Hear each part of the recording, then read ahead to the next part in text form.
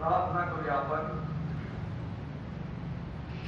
हे सर्व सामर्थ्याच्या व पराक्रमाच्या प्रभू आणि सर्व उत्तम वस्तूंच्या निर्माण करत्या व दात्या, तुझ्यावरील प्रीतीचे कलम आमच्या अंतःकरणात लाव.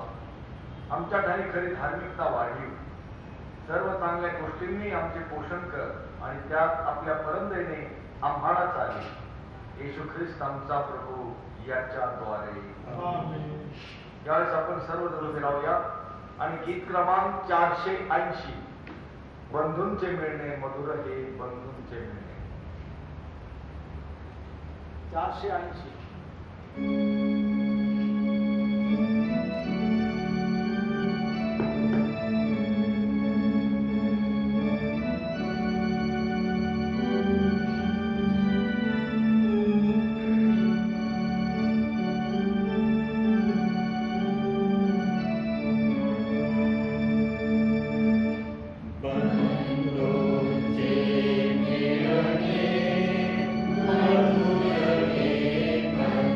you.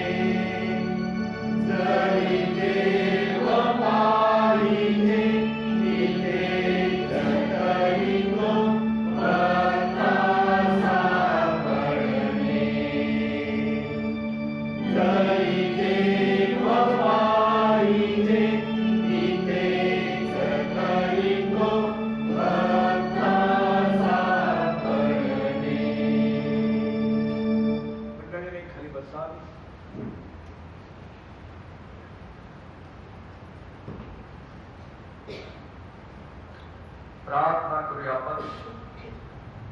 हे सर्व समर्थ देवा, तुला सर्व अंतःकरणे उघडी व सर्व इच्छा माहीत आहे आणि तुझपासून काही गुप्त नाही.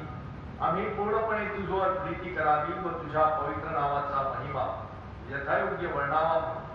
तू आपल्या पवित्र आत्म्याच्या प्रेरणेने आमच्या मनातील विचार शुद्ध कर. आमचा प्रभू ख्रिस्त याच्याद्वारे. आमेन.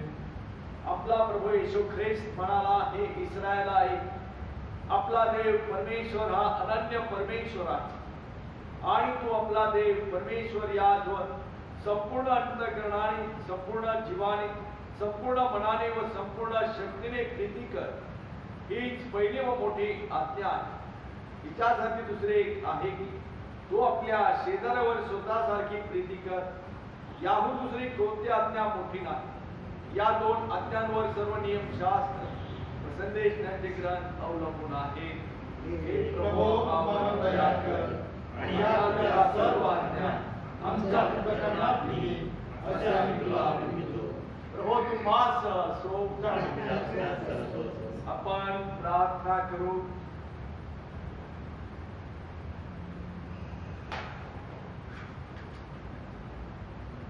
हे सर्व समर्थ व दयाळू देवा, तुझ्या विश्वासू लोकांनी तुझी खरी वस्तुत्व सेवा करावी ही केवळ तुझी देणगी आहे.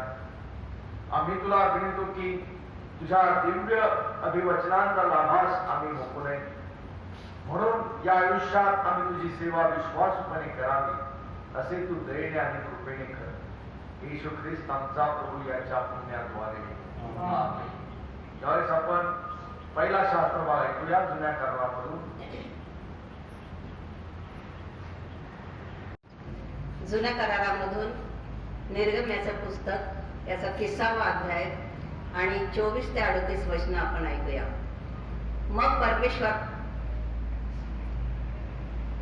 मग परमेश्वराने मोशाला सांगितले की तू मुख्य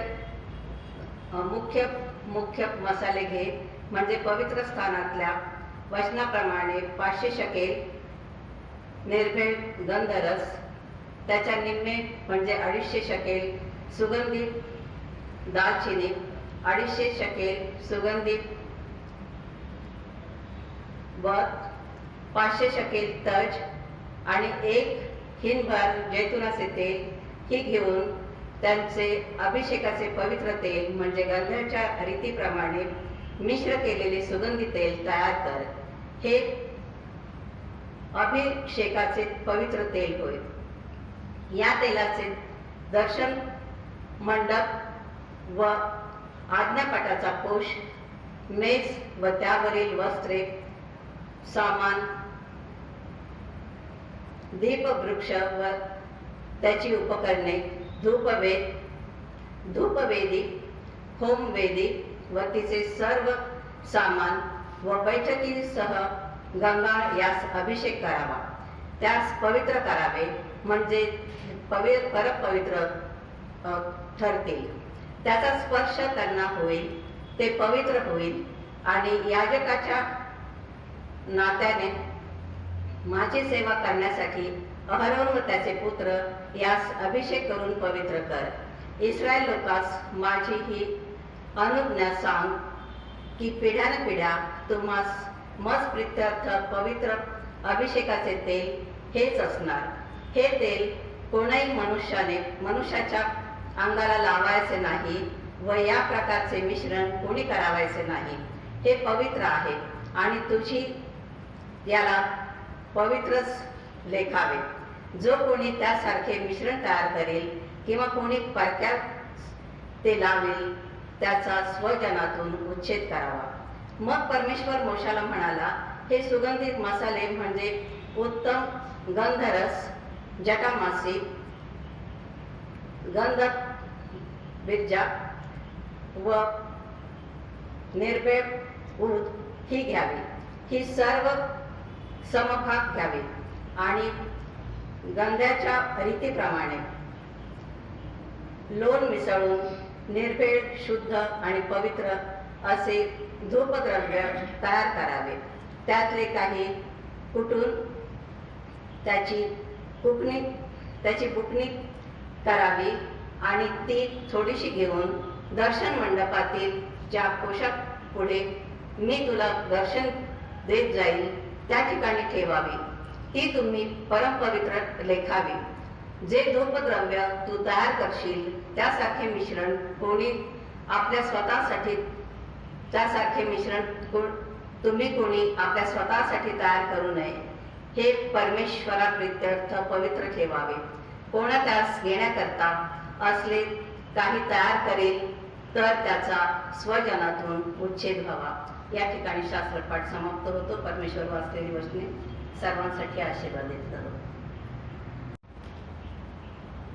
पेत्राचे पहिले पत्र 2 अध्याय 1 ते 10 पर्यंतची वचने आपण यावेळेस ऐकूया. पेत्राचे पहिले पत्र 2 अध्याय 1 ते 10. म्हणून सर्व दुष्टपणा, सर्व कपट, ढोंग, हेवा व सर्व दुर्भाषणे सोडून प्रभू कृपाळू आहे याचा तुम्ही अनुभव घेतला आहे. तर तारणासाठी तुमची आध्यात्मिक बुद्धी व्हावी म्हणून नूतन जन्मलेल्या बायकांसारखे निरंजनाची इच्छा धरा. माणसाने नाकारलेला तरी देवाच्या दृष्टीने निवडलेला व मूल्यवान असा जो जिवंत धोंडा त्याच्या जवळ येत असता तुम्ही स्वतः जिवंत धोंड्यासारखे आध्यात्मिक मंदिर असे रचिले जात आहात. यासाठी की येशू ख्रिस्ताच्या द्वारे देवाला आवडणारे आध्यात्मिक यज्ञ अर्पिण्यासाठी तुम्ही पवित्र याचक व्हावे. कारण असा शास्त्र आहे, पहा निवडलेले मूल्यवान अशी कोनशिला मी सियोनात बसवितो, तिच्यावर विश्वास ठेवणारा फजित होणार नाही. म्हणून तुम्हाला विश्वास ठेवणाऱ्यांना तो मूल्यवान आहे, परंतु जे विश्वास ठेवत नाही त्यांना बांधणाऱ्यांना अपसंत केलेला धोंडा तोच कोनशिला झाला आणि ठेच टाकण्याचा धोंडा व अडखळण्याचा खडक असा झाला. हे वचन मानित नसल्यामुळे खेचाळतात, त्यासाठी ते नेमलेले होते. पण तुम्ही तर निवडलेले वंश, राजकीय याजक, पवित्र राष्ट्र, देवाच्या स्वतःचे लोक असे आहात. यासाठी की ज्याने तुम्हाला अंधकारातून काढून आपल्या अद्भुत प्रकाशात पाचारण केले त्याचे गुण तुम्ही प्रसिद्ध करावे. ते तुम्ही पूर्वी लोक नव्हता, आता तर देवाचे लोक आहात. तुम्हाला दया मिळाली नव्हती, आता तर दया मिळाली आहे. येथे पत्राचा शास्त्रपाठ समाप्त होतो. यावेळेस आपण सर्वजण उभे राहूया आणि गीत क्रमांक 385 पतित जनाच्या त्रात्या माझ्या प्रभुराया गुरुराया.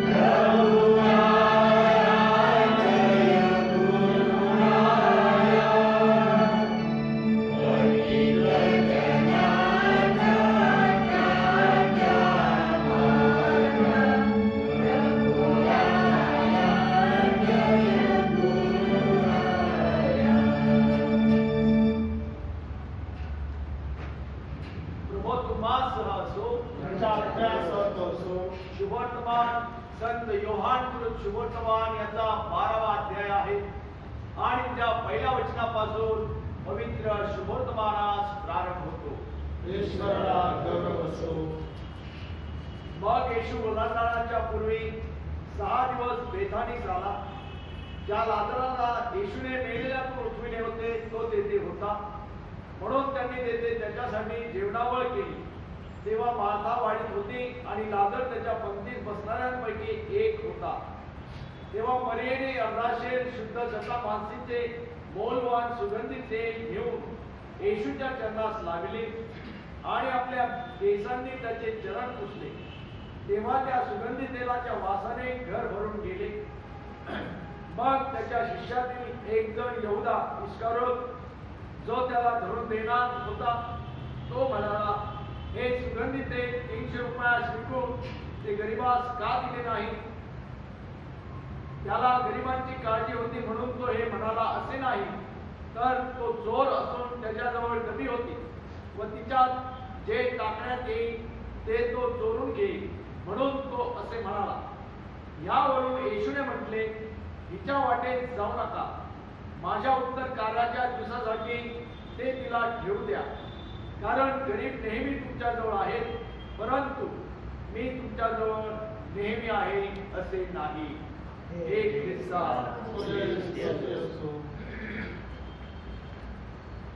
सर्व समर्थ एकच देव पिता, आकाश व पृथ्वी आणि सर्व दृश्य व अदृश्य वस्तू यांचा उत्पन्न करणारा त्याविषयी विश्वास करतो आणि एकच प्रभू येशू ख्रिस्त जो देवाचा एकुलता पुत्र, जो सर्व युगापूर्वी आपल्या पित्यापासून जनित झाला, देवापासून देव, प्रकाशापासून प्रकाश, खऱ्या देवापासून खरा देव, जो जनित आहे कृत्य नाही, जो पित्याच्या तत्वाचा आहे, ज्याच्याद्वारे उभे झाले, जो महापुरुषांसाठी व आमच्या तारणासाठी स्वर्गातून उतरला आणि पवित्र आत्म्याच्या योगाने तुम्हारी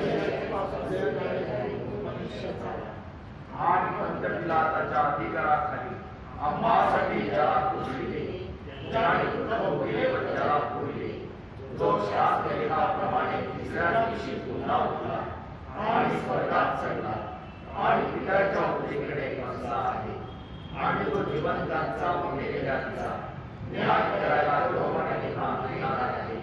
ज्याच्या राज्याचा अंत होणार नाही त्याविषयी विश्वास करतो आणि पवित्र आत्मा जो प्रभू व जीवनदाता पिता पुत्र यापासून येतो आणि पिता पुत्र यासहित ज्याची आराधना व गौरव होते, जो भविष्यवाण्याद्वारे बोलत असते त्याविषयी विश्वास करतो आणि एक पवित्र कॅथोलिक व प्रेषित ख्रिस्तीशी विश्वास करतो. पापांच्या क्षमेसाठी एक बप्तिस्मा आहे असे मी करतो आणि मेलेल्यांचे पुनरुत्थान व परलोकीचे जीवन याची मी प्रतीक्षा करतो. आमेन. मंडळीने खाली बसा.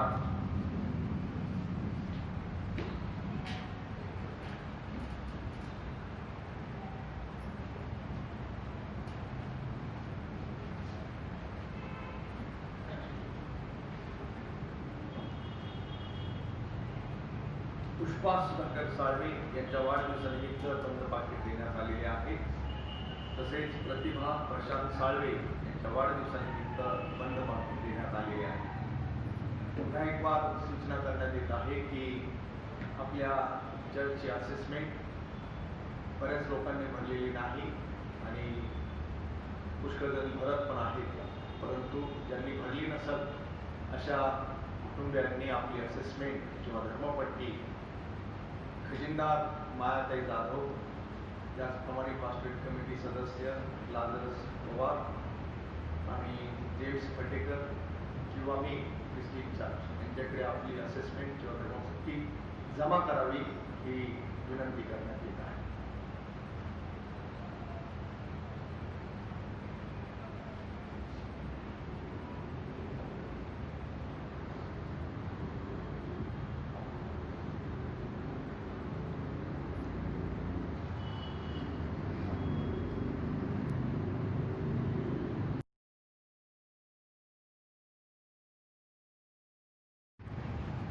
प्रार्थना करूया आपण.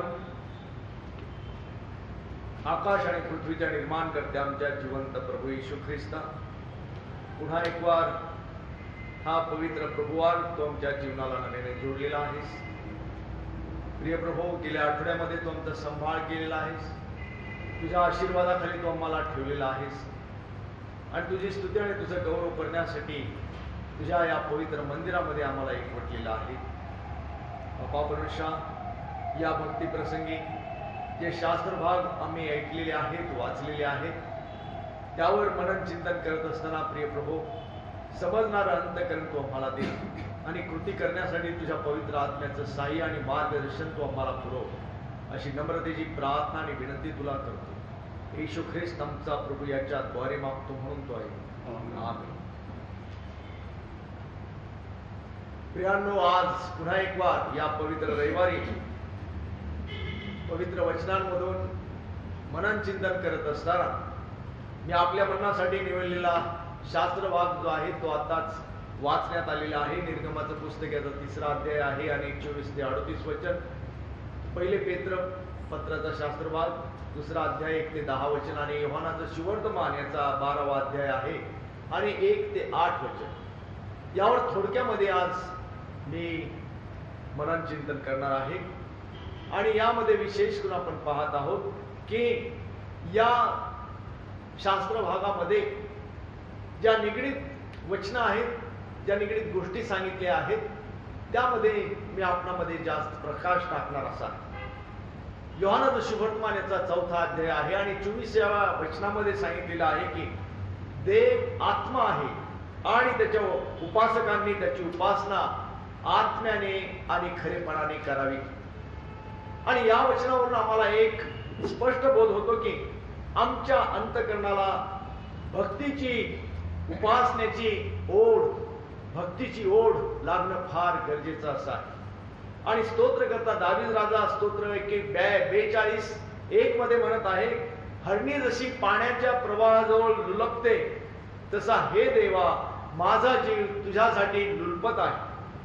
माझा जीव जिवंत देवासाठी ताणेला झालेला आहे आणि मी केव्हा देवासमोर येऊन त्याचे दर्शन घेईन.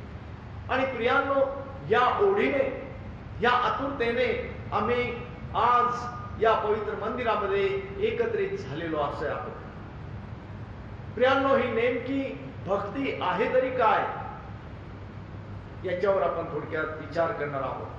या भक्तीची साधी व्याख्या केली तर उपासना म्हणजे स्वतःपेक्षा श्रेष्ठ अशा व्यक्तीला दिलेला एक प्रकारचा हा सन्मान असा आहे. स्वतःपेक्षा श्रेष्ठ अशा व्यक्तीला दिलेला हे एक सन्मान होय आणि त्या श्रेष्ठ व्यक्तीला आदर, सन्मान, भक्ती, स्तवन किंवा गौरव हे देणे होय. आणि म्हणून प्रियांनो, शास्त्रलेखामध्ये उपासना हा शब्द मूर्ती आणि भौतिक गोष्टी किंवा खरा देव या सर्वांच्या बाबतीत सरसगट एक सारखाच शब्द वापरलेला आम्ही या वचनांमधून पाहत असा. आणि म्हणून प्रियांनो, मुळात भक्ती म्हणजे देणे, देवाला एक प्रकारे आदर देणे, सन्मान देणे.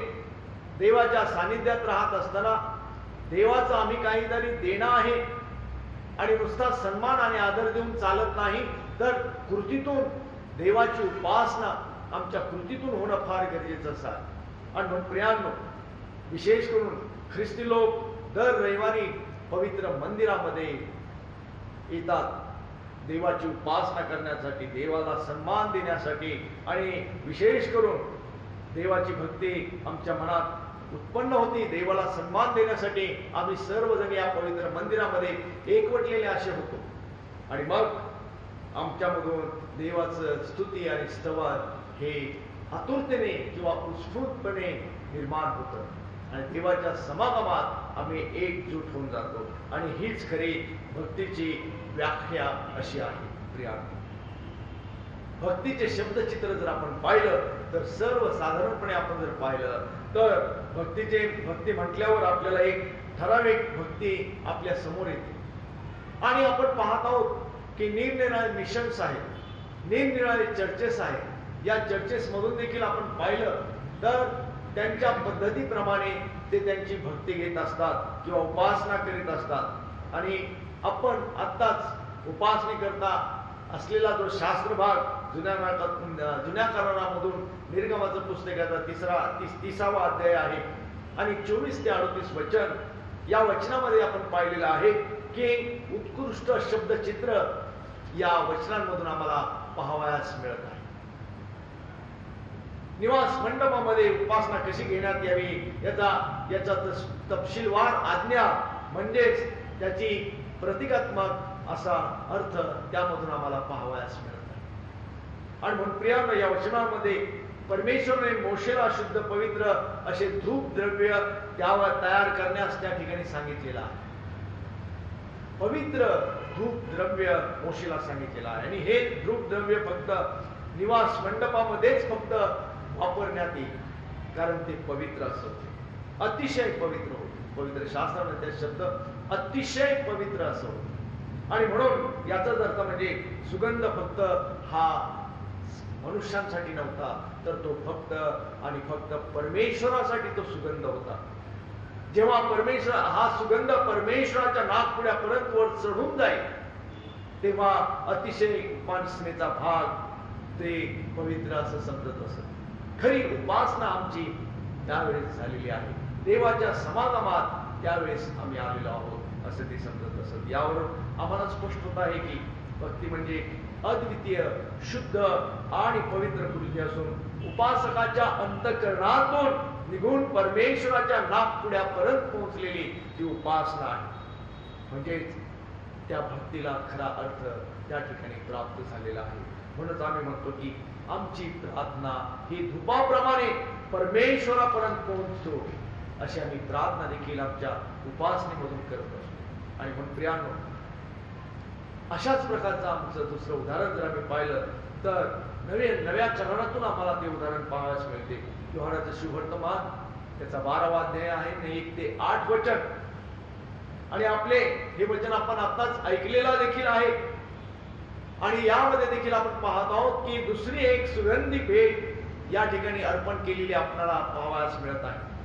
आणि ही सुगंधी भेट ही मानवरूपात असलेल्या जिवंत देवाला अर्थातच प्रभू येशू ख्रिस्ताला ती अर्पण केलेली आढळते. या ठिकाणी आपण पाहत आहोत की मरियेने अर्धा शेर शुद्ध जटामांसीचे मौल्यवान सुगंधित तेल येशूच्या चरणास लावलेले या ठिकाणी आपण पाहत आहोत. आणि आपल्या केसांनी येशूचे चरण तिने पुसलेले आहे.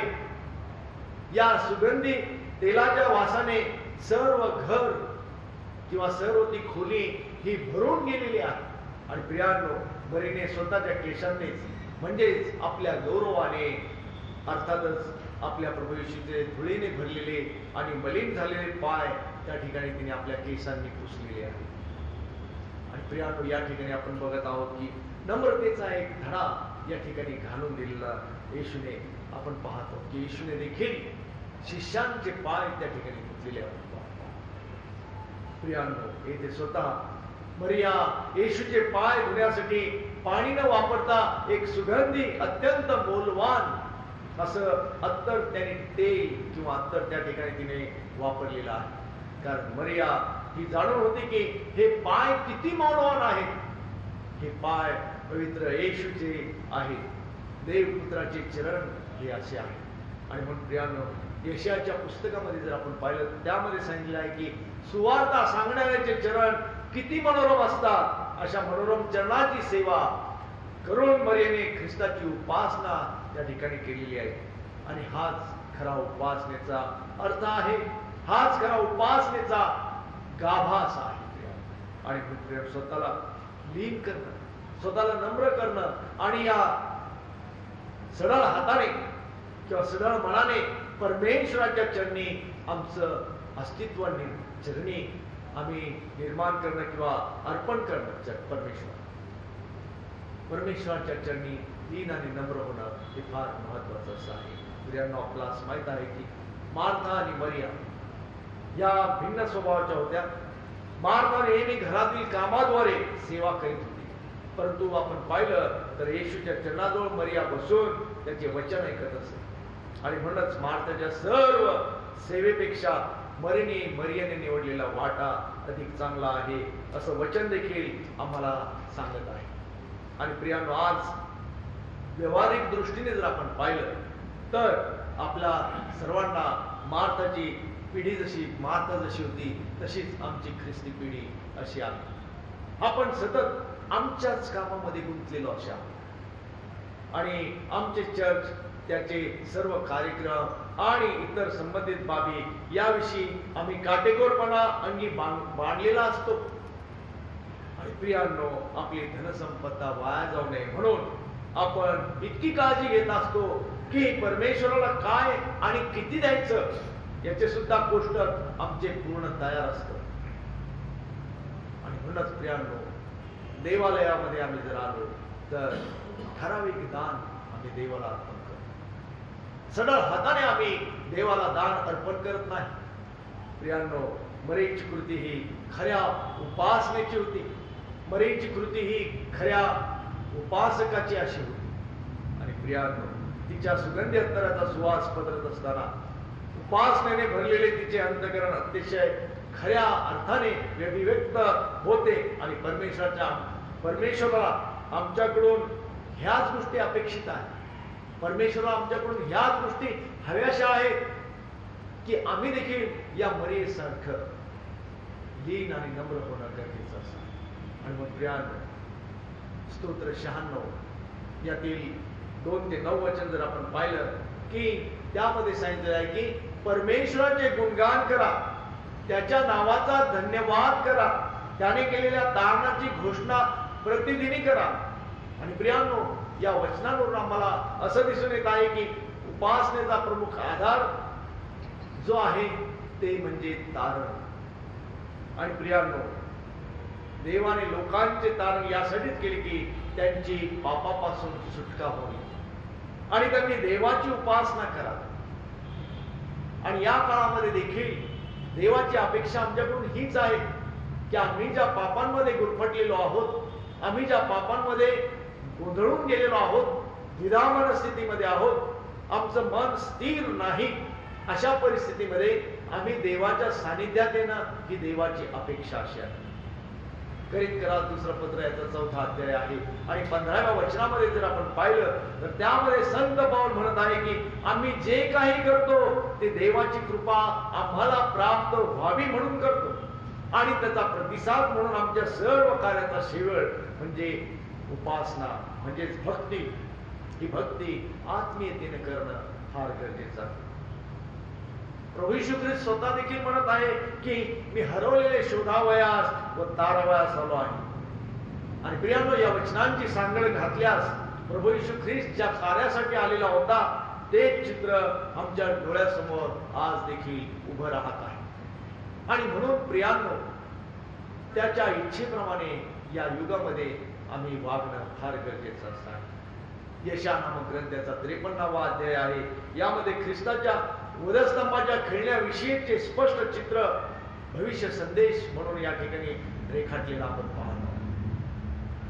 आणि प्रियांनो, या संदेशात सांगितलेल्या गोष्टी वधस्तंभावर पूर्ण झालेल्या आम्ही पाहतो. या सर्वांसाठी एकच प्रेरणादायक वचन आम्हाला ठरत आहे, ते म्हणजे की आम्ही पापी असता ख्रिस्त आमच्यासाठी मरण पावला. रोमकरास पत्र 5वा अध्याय आणि 8व्या वचनामध्ये सांगितलेलं आहे, आम्ही पापी असता ख्रिस्त आमच्यासाठी मरण पावला. आणि प्रियांनो, ख्रिस्ताचे मरण हे खऱ्या उपासकांचा आजही शोध घेत आहे. प्रियांनो, भक्ती काही परिणाम आम्हास या भक्तीद्वारे प्राप्त होत असतात. आमच्या जीवनाला वळण मिळतं. या भक्तीद्वारे, या उपासनेद्वारे आमचं जीवन बदलून जातं. आणि म्हणून प्रियांनो, आम्हाला आमच्या जीवनामध्ये जे देवाचे परिणाम होत असतात त्यामध्ये प्रथम गोष्ट जर आपण पाहिली तर देवाचे गौरव होणे. स्तोत्र 50 आणि 23वा वचन यामध्ये आपण पाहत आहोत. त्यामध्ये म्हटलेले आहे की जो आभाररूपी यज्ञ करतो तो माझे गौरव करतो. जो आभाररूपी यज्ञ करतो तो माझे गौरव करतो.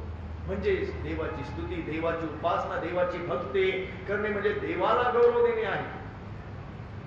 यामध्ये दुसरी गोष्ट आपण पाहूया की लोकांचे शुद्धीकरण होणे. स्तोत्र 24:3 आणि 4 वचनामध्ये म्हटले आहे की परमेश्वराच्या डोंगरावर कोण चढेल, त्याच्या पवित्र स्थानात कोण उभा राहील, ज्याचे हात स्वच्छ आहेत, ज्याचे मन शुद्ध आहे तो. प्रियांनो, ज्यावेळेस आम्ही उपासनेला किंवा भक्तीला आम्ही पवित्र मंदिरामध्ये जातो तेव्हा आम्ही देवाच्या सानिध्यामध्ये येत असतो. आणि प्रियांनो, तेव्हा आपल्या पापांची त्याग करण्याची किती गरज आहे याची जाणीव परमेश्वर आम्हाला त्या ठिकाणी करून देत असतो. आज देखील या मंदिरामध्ये आम्ही एकत्र जमलेलो आहोत. आमचा अंतःकरण पारखणारा जिवंत देव आहे. प्रभू येशू ख्रिस्त हा आमचा तारणाचा मार्गदर्शक आहे. तो आम्हाला जीवन देणार आहे, तारण देणार आहे. या तारणामध्ये त्यांनी आम्ही यावं अशी त्याची अपेक्षा आहे. आणि देवाच्या जितके आम्ही जवळ येऊ तितकेच आम्ही पापापासून आमच्या दूर आणि दूर जाऊ. पापापासून आम्ही शुद्ध होऊ, निर्मळ होऊ. आणि देवाची ही ज्वलंत इच्छा, तीव्र इच्छा अशी आहे की आमचा देखील पापापासून सुटका व्हावी. म्हणून चर्चच्या उपासनेमध्ये किंवा चर्चच्या भक्तीमध्ये प्रभू भोजन निवेदीला फार महत्व असं दिलेलं आहे. आणि प्रियांनो, त्याचे कारण म्हणजे आम्हाला आमच्या पापी अवस्थेची जाणीव व्हावी. आणि म्हणून आज याच कारणामुळे प्रारंभी मंडळी प्रतिदिवशी प्रभुवचन घेत असे. प्रारंभाची मंडळी जी होती ती प्रतिदिवशी प्रभुवचन घेत असे. आणि तीच परंपरा आज या आपल्या मंदिरामध्ये देखील चालू आहे. यासाठी की प्रत्येकाला शुद्ध होण्याच्या गरजेचा हा रोज या पापापासून सुटका व्हावी आणि आमचं अंतःकरण शुद्ध व्हावे. म्हणून प्रत्येकाला शुद्ध होण्याच्या गरजेचा रोज सामना करता यावा. म्हणून रोज आणि रोज प्रभू भोजनाच्या सानिध्यात आम्ही राहणं गरजेचं आहे. आणि प्रियांनो, प्रेषितांची कृत्याचा 2रा अध्याय 47व्या वचनामध्ये सांगितलेलं आहे की प्रेषित 2:47 मधील मंडळी जी होती ही नमुनेदार अशी मंडळी होती. ती रोज आत्मे जिंकणारी अशी मंडळी होती आणि लोकांना ख्रिस्ताकडे आकर्षित करणारी अशी मंडळी होती. आणि आज आम्हाला प्रियांनो, देवाकडून आमच्याबद्दल देखील याच अपेक्षा आहेत. आम्हाला अनेक आत्मे ख्रिस्ताकडे आणायचे आहेत. आणि विशेष करून आम्हाला एक व्यक्ती, एक मंदिर असे नाही तर सामुदायिकरित्या आम्हाला एक विशाल भव्य मंदिर आम्हाला उभारायचं आहे की ज्यात देव राहत आहे. प्रियांनो, आमचे ऐक्य घडणं फार गरजेचं आहे. आम्ही एक जीवाने, एक चित्ताने, एक मनाने देवाच्या सानिध्यात वाढणं फार गरजेचं आहे. आणि देवाची आपल्याबद्दलची इच्छा हीच आहे. प्रियांनो, आमचे पोट जर वाईटानेच भरले असेल तर आम्हाला आध्यात्मिक भूक कधीच लागणार नाही. कारण आमचं पोटच वाईटाने भरलेलं आहे. आमच्या मनामध्ये असणारे विचार देखील वाईटच आहेत. आम्हाला आध्यात्मिक भूक कधी लागणार आहे. आणि म्हणून प्रियांनो, आम्हाला त्याच्या पवित्र वचनाची भूक लागणं फार गरजेचं असं आहे. आणि म्हणजे त्याच्या वचनाच्या द्वारे दयेचे चांगुलपण आमच्यामध्ये निर्माण होते आणि इतर आशीर्वादाची चव आम्हाला नंतर कळेल. त्याच्या सानिध्यामध्ये ज्यावेळेस आम्ही येऊ त्यावेळेस आम्हाला या सर्व गोष्टी प्राप्त होतील. आपल्याला पवित्र शास्त्रामध्ये एक व्यापाराचा दाखला माहित आहे. त्यातील प्रत्येकाने आपापल्याला दिलेल्या रूपावर काम केलेलं आहे आणि त्याचं दुप्पट केलेलं आहे. पण एक जण काय म्हणतो, मी त्या ठिकाणी तो एक जण त्यातील एक रुपया ज्यांना दिलेला होता त्याच्या ग्रुपमधला एक जण असा म्हणतो की मी घाबरलो, तुमचे रुपये मी जमिनीत पुरून ठेवलेले आहे. आणि प्रियांनो, पुढे आपल्याला माहित आहे झालेला परिणाम काय आहे की त्याला अंधारात टाकण्यात आले. आणि या दासाचे पाप काय होते, त्याने तो पैसा चैनीत लावलेला नाही, उधळलेला नाही, त्याचा उपभोग घेतलेला नाही, फक्त दिलेले काम त्याने केले नाही. परंतु इतरांना शाबासकी मिळाली. त्यांना म्हटले, शाबास भल्या दासा, विश्वासू दासा, असे म्हणून त्यांचा सन्मान करण्यात आलेला आहे. आणि हीच अपेक्षा आमच्या बद्दलची आहे. म्हणून आम्हाला कार्य करणे फार गरजेचं आहे. आम्हाला कृतीत उतरणं फार गरजेचं आहे. आम्हाला देवाच्या सानिध्यात वाढणं फार गरजेचं आहे.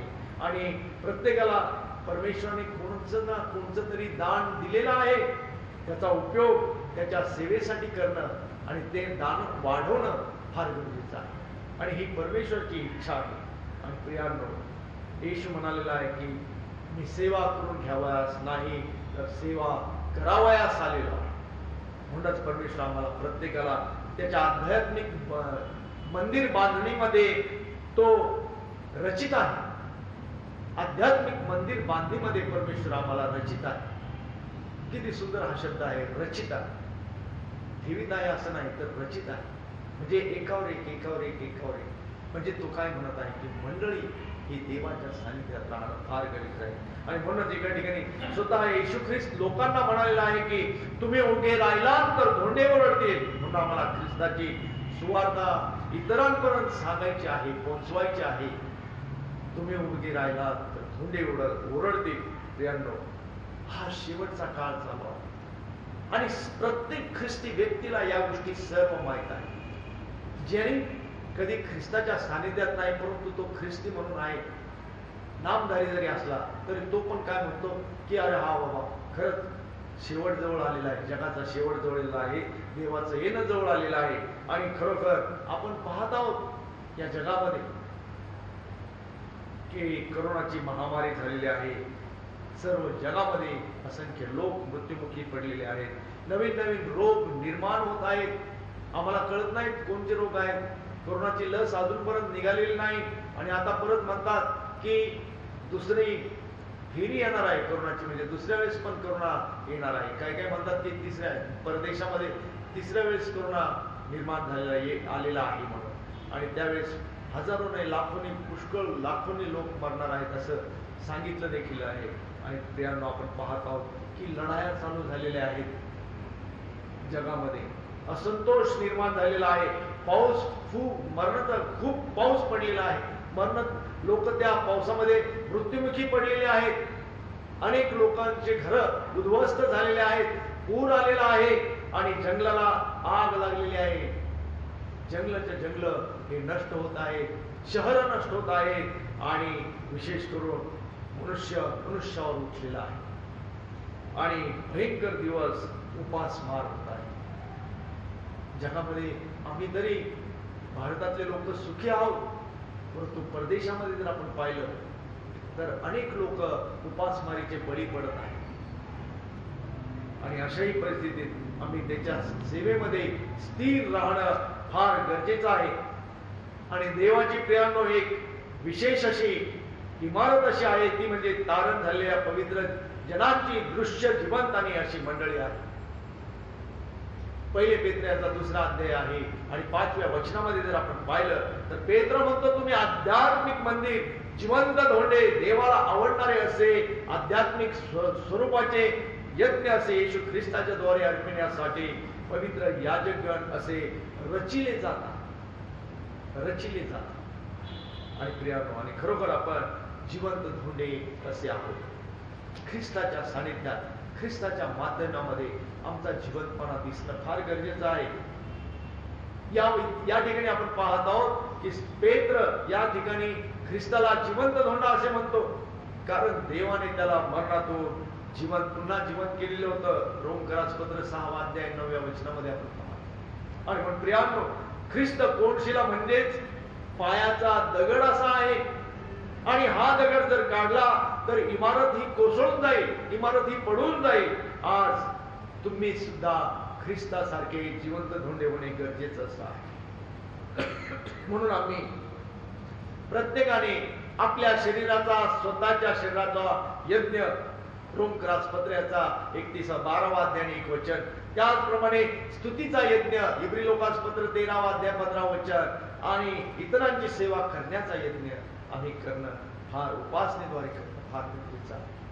आम्ही रोज आणि रोज काय करतो तर आमच्यासाठी प्रार्थना वैयक्तिकरित्या, मग माझ्या कुटुंबातील प्रत्येकाचं नाव घेऊन आम्ही प्रार्थना करतो, माझ्या कुटुंबासाठी प्रार्थना करतो.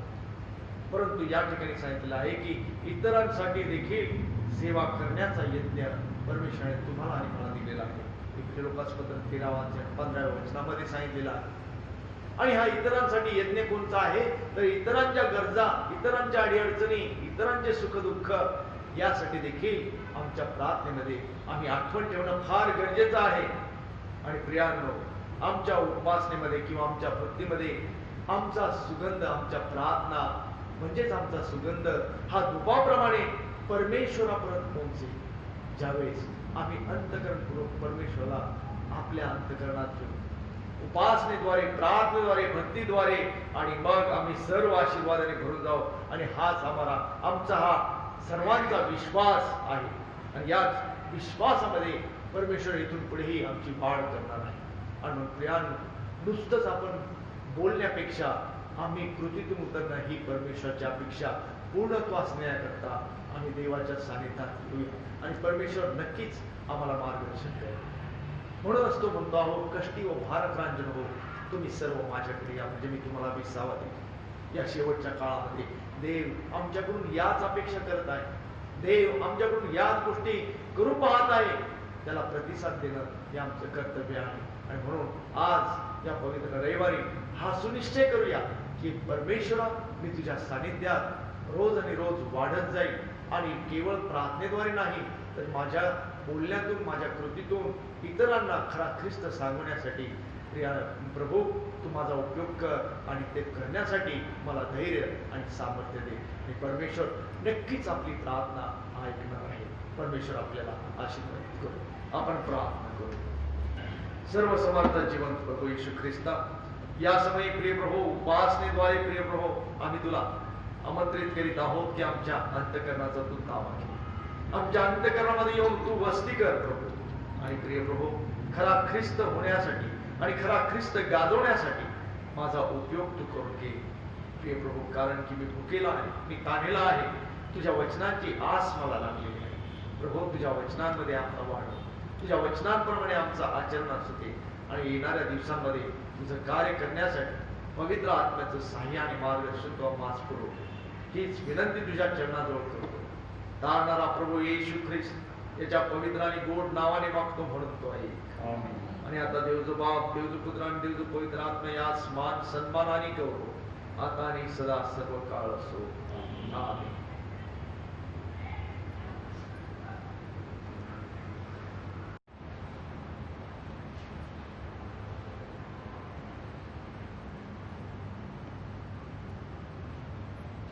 त्यावेळेस आपण प्रार्थना करूया. फेवरेट ठिकाण सतीश तोरणे प्रार्थना करतील.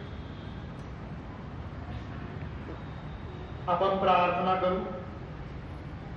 हे सर्व समर्थ ईश्वरा, सर्व मानवांसाठी प्रार्थना विनंती व मध्यस्थी करावी असे तू आम्हाला शिकविले आहे.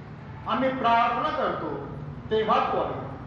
तू प्रस्तावना आपल्या सार्वत्रिक एक्लेसियाला सत्याच्या मार्गाने परमेश्वर देवा तू चालव. हे स्वर्गीय बापा, सर्व बिशॉप ईश्वर ठिकाणी यांना तू आपल्या आशीर्वादानं शक्ती सामर्थ्यानं भर, जेणेकरून तुझे खरे व जिवंत वचन प्रकट करावे व तुझ्या साखरेचे अनुष्ठान योग्य रीतीने करावे. यासाठी प्रभू तू त्यांना अनुग्रह दे. तुझ्या एक्लेसियाची उभारणी व शुभवर्तमानाचा प्रसार करावा म्हणून ज्या तुझ्या इतर सेवकास तू निर्णयकाने करत पाचारण केले आहेस त्यांना आशीर्वाद दे. आणि सर्व जग तुझ्या सत्याच्या ज्ञानाने भरले जावे असे तू कर. तुझ्या सर्व लोकांनी आणि विशेष करून जे भक्तगण परमेश्वर दे बाप्पा आज या पवित्र मंदिरात येऊ शकत नाही, परंतु ऑनलाईन च्या माध्यमातून प्रभू परमेश्वर जे कोणी भक्ती पाहत आहे तू सर्वांवर कृपा कर आणि सर्वांना आपल्या आशीर्वादानं शक्ती सामर्थ्यानं भर.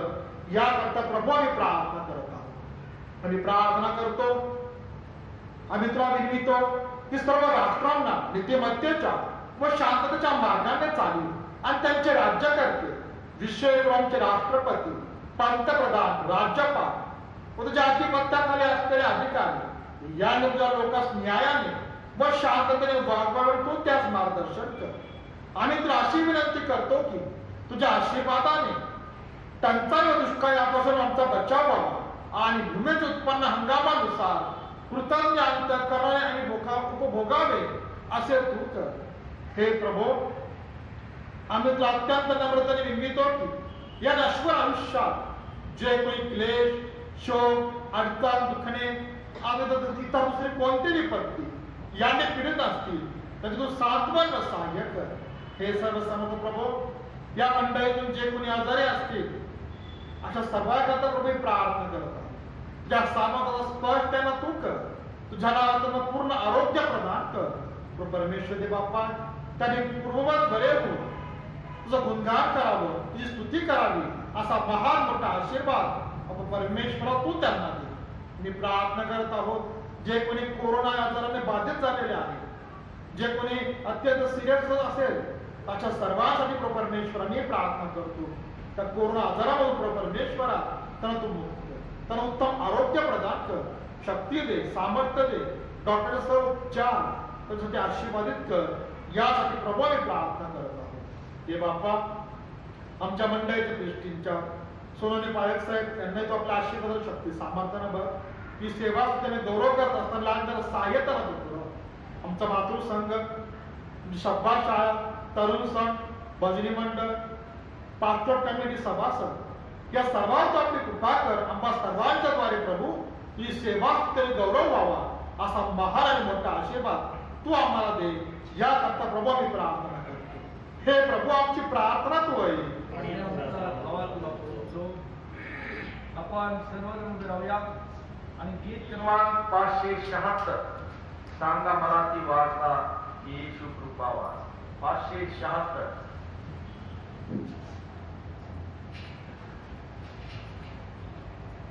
Yeah.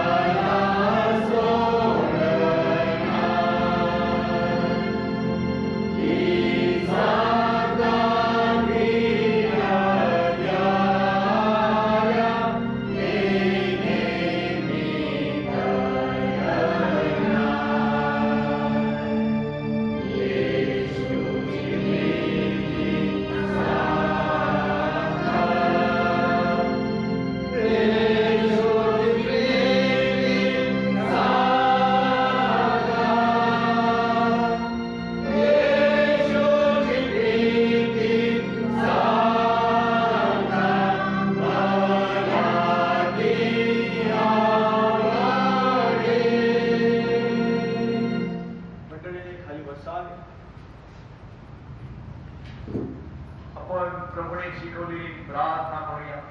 हे आमच्या स्वर्गातील बाप्पा, तुझे नाव पवित्र व्हावे, तुझे राज्य येईल, जसे स्वर्गात तसे पृथ्वीवर. त्याच्या इच्छेप्रमाणे हो.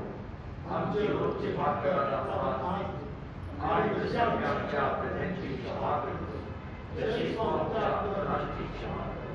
आणि आम्हास परीक्षेत आणू नको, तर आम्हाला सैतानापासून सोडव. कारण की राज्य, सामर्थ्य आणि बळ ही सर्व काळ तुझीच आहे. आमेन. सर्व बुद्धे सामर्थ्याच्या पलीकडे असलेले देवाने दिलेली शांती तुमच्या अंतःकरणे व मने देवाच्या आणि त्याचा पुत्र येशू ख्रिस्त आमचा प्रभू याच्या ज्ञानात व प्रीतीत राखो. आणि सर्व समर्थ देव पिता, पुत्र आणि पवित्र आत्मा याचा आशीर्वाद आता आणि सदा सर्वदा तुम्हास राहो. आमेन.